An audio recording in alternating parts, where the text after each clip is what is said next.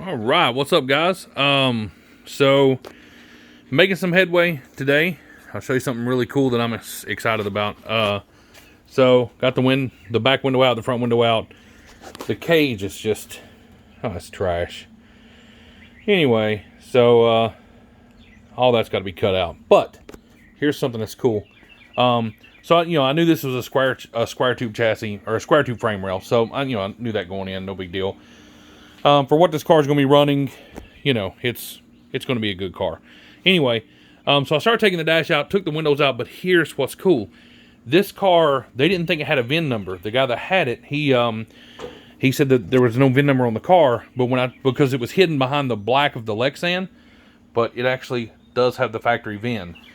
So I've got a bill of sale with it. That's cool, but I'm going to take the bill of sale and actually be able to get an antique title in the state of Tennessee. It'll be a surety bonded title, I guess. But that's cool because the car will have a title with it. So, anyway, that's that. So just want to give you an update. Also, in a weird twist of events, this car was planning on receiving a motor and everything next week. And then yesterday, granted, I bought this last week, but yesterday I found out that there is another car, that is already certified, running 4 seconds. It's running 490s right now on a mild tune-up. It's got a 598 big block in it, rear Morrison big block.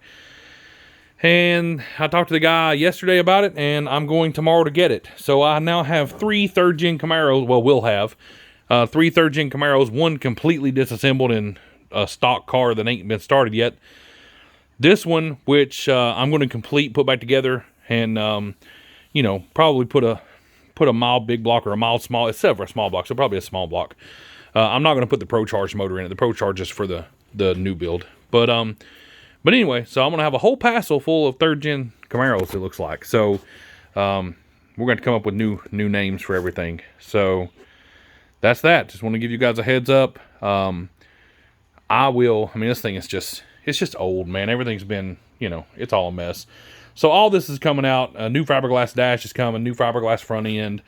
We're going to clean everything up, put the new roll cage in it. Probably send it out and have it shot blasted, and then send the chassis out and have it powder coated. Because even though it's an older car, I actually like these. So I like these cars, and I'll tell you why. When I was a kid, when I was in the early '90s, when I was a kid, these were my dream cars. The third gen, that's when they were still the top of the top of the food chain as far as pro stock goes and pro mod, and there was one that ran at a local track that, it still runs there. The different owner has it, and I've loved that car since I was a kid. So we all spend money on things that are a little bit ridiculous to spend money on, and mine happens to be third gen Camaros. So anyway, I'm going to leave it as a square tube, but I'm going to put money into it to make it a nice square tube frame rail car. It'll still certify to 750 when we get it done, so it'll all be what we want it to be, at least for that. But I want it to be what I remember as a kid. I could go full, and we've had this conversation before. I could go full tube chassis, full full carbon fiber, double frame rail. I could do all that, but why? It's not what I wanted. It's not what I remembered. And the new car that I'm going and picking up now is that. It's a chrome ollie it's not a double frame rail, but it's a top sportsman car. And it's going to do, everything I want it to do and then some. And it's gorgeous, and I can't wait to go get it tomorrow. But this one, I'm hoping that, I can build this one, get it cleaned up, get it running. Put somebody in it, that wants to drive for me.